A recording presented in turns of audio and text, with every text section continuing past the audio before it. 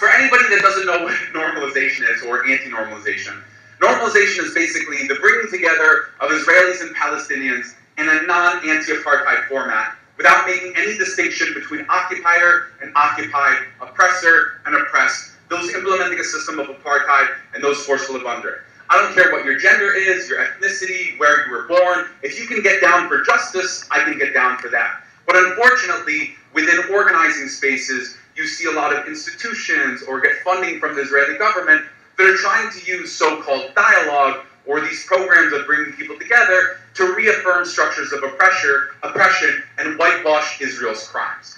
So this kind of deals with that, and it's pretty kind of self-explanatory. And I don't know, within Syracuse, you might have it within, local groups that are like, we just need to come together and like eat some hummus. And it's like, you like movies about werewolves? I like that. An apartheid wall just fell. It doesn't actually work like that. You need to actually come together against systems of oppression, whether that's police brutality, whether it's the issue of Palestine, or whether it's oppression within our own circles. So this is called Normalize This. Hope you enjoy it.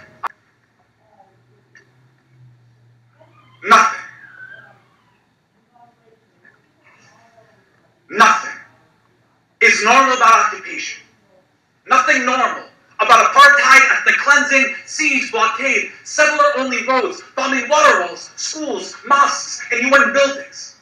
Nothing normal about putting a civilian population on a diet, colonizers to settle land that is already populated, rewriting the Nakba with each stolen childhood, trying to desensitize the bullet holes and claw marks put into the bodies of Bassem al-Rahmeh and Rachel Corrie. No, I don't want to normalize with you. I don't want to hug, have coffee, talk it out, break bread, sit around the campfire, eat s'mores, and gush about how we're all the same. I don't want to share the stage, co-write a poem, submit to your anthology, talk about how art, instead of justice, can forge a better path. I don't want to indulge your amnesia about a glorious past. Have a therapy session on two sides with equal grievances. The only thing barren is your moral capacity. Blooming a settler colonial state with appropriated culture, I will not fight for your privilege. Nor will I seek to normalize it. Your dialogue group, it's a breeding ground for injustice. Just look at the board members in the ZOA sponsorship. Zionism is the real demographic threat, infecting the minds of millions with racism. They were hooded in the South, pushing darker nations into Bantustans, jailing young men in H blocks in Northern Ireland. In case you missed the hint, I don't want to pretend all is okay, or that bombs dropped on Gaza don't have a manufacturer, the pilot doesn't have a nationality, or somehow Shimon Peres is any different than Avigdor Lieberman. It's not just the occupation, stupid. It's the right of return, equality for all Palestinians. It's a transformation from a racist, exclusivist, supremacist state to a nation for all of its citizens. You deserve nothing more than equality, which means more than African refugees are provided in South Tel Aviv. You are the shining light on a settlement hill, reminding the world that racism often comes in nice packaging. Guess what? We don't give the Sudan $3.4 billion a year in military aid. Don't have preferential trade agreements with North Korea. Don't call Iran a democracy. Israel, you're a proxy for empire. A 1950s ethnocracy trapped in 21st century clothing. Yes, you're singled out with aid, weapons, and UN vetoes in your favor. Did I hurt your feelings? Should we hug after the show?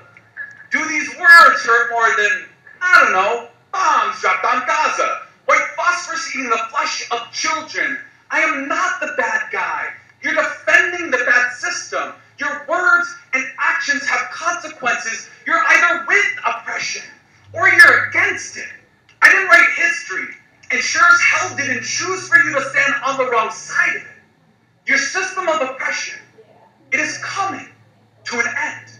And whether you recognize, which means more than African refugees are provided in South Tel Aviv, you are the shining light on a settlement hill, reminding the world that racism often comes in nice packaging. Guess what? We don't give the Sudan $3.4 billion a year military aid. Don't have preferential trade agreements with North Korea. Don't call Iran a democracy. Israel, you're a proxy for empire. A 1950s ethnocracy trapped in 21st century clothing. Yes! You're singled out with aid, weapons, and you want vetoes in your favor. Did I hurt your feelings? Should we hug after the show? Do these words hurt more than, I don't know, bombs dropped on Gaza? White phosphorus eating the flesh of children? I am not the bad guy. You're defending the bad system. Your words and actions have consequences. You're either with oppression or you're against it. I didn't write history, and sure as hell didn't choose for you to stand on the wrong side of it. Your system of oppression, it is coming to an end.